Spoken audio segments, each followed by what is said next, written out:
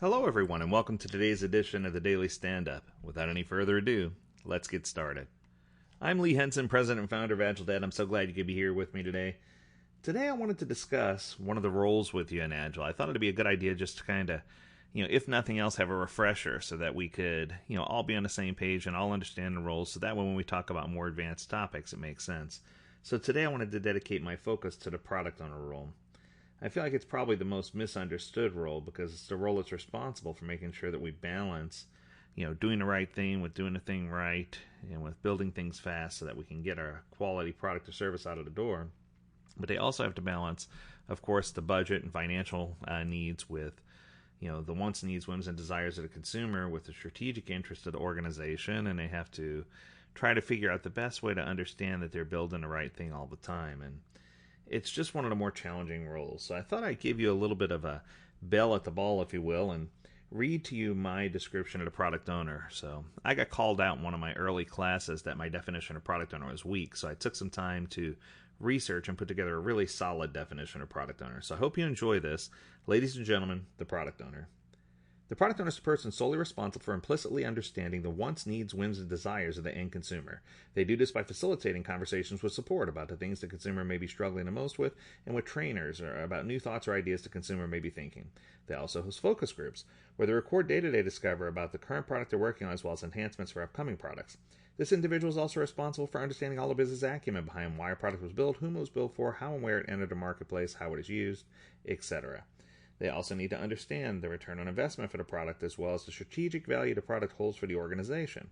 This lucky individual also needs to have a pure understanding of how their product works and with what other products it integrates. They also need to understand what many other products do and how they relate to your existing product. They also need to fully understand the software development lifecycle in order to best determine the life expectancy of the core product. Is it brand new? Is it emerging? Is it sunrising or sunsetting? How many versions of hardware or software we're planning to support forward or backwards?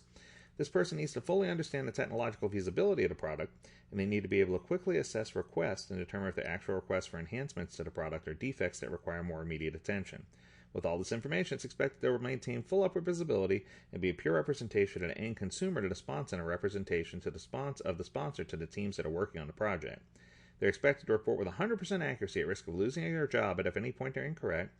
They're solely responsible for creation and maintenance of a stack-ranked product backlog, a release plan, and a one-year roadmap for this product and any other products that are under their jurisdiction.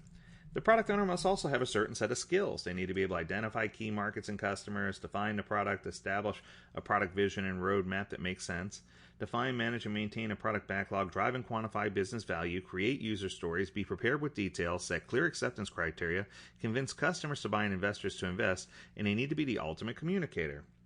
The product owner should also have some certain qualities. These qualities are intrinsic qualities, like emotional intelligence, collaborative skills, the ability to say no, the ability to empathize with customers, and they should work with the Scrum Master and others to help them resolve impediments. It's not just the Scrum Master's job.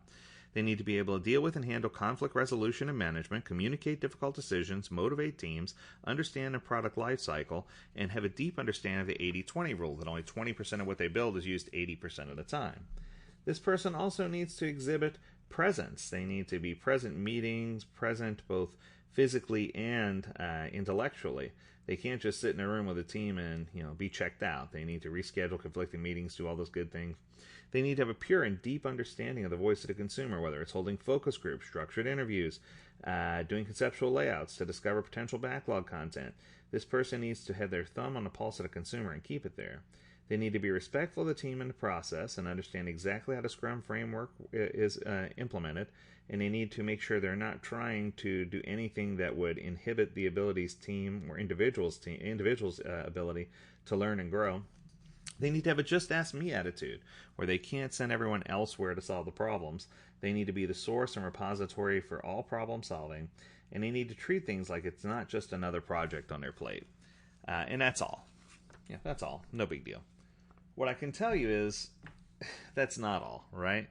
They still have to do regulatory, compliance, legal. They have to worry about all these other things, and it's never just as prescribed. In other words, many organizations say, yeah, well, that's a good, solid definition of the product owner, but they also say under Scrum Alliance guidance that the product owner should be a single individual working with one team on one product or project at a time. Unfortunately, this is never the case. A single product owner unit working on a single product or project is just about as good as trying to hunt for a unicorn. I haven't seen this unicorn in existence. Most product owners, they have to balance their skill set across multiple products or a number of products or projects. Not to mention that, like we mentioned, or not to mention they have to maintain, existing products that may not have been under their jurisdiction originally, so you need to learn about those products and maintain them, as well as, working towards perfecting, upcoming products.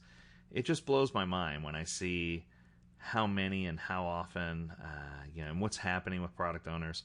It's just more and more organizations are trying to streamline and have fewer product owners. They're trying to give them all the responsibilities of a project manager and a product owner combined, and they're trying to spread them thinly across multiple products that they want in flight at any given time, only to find that these people are getting burnt out.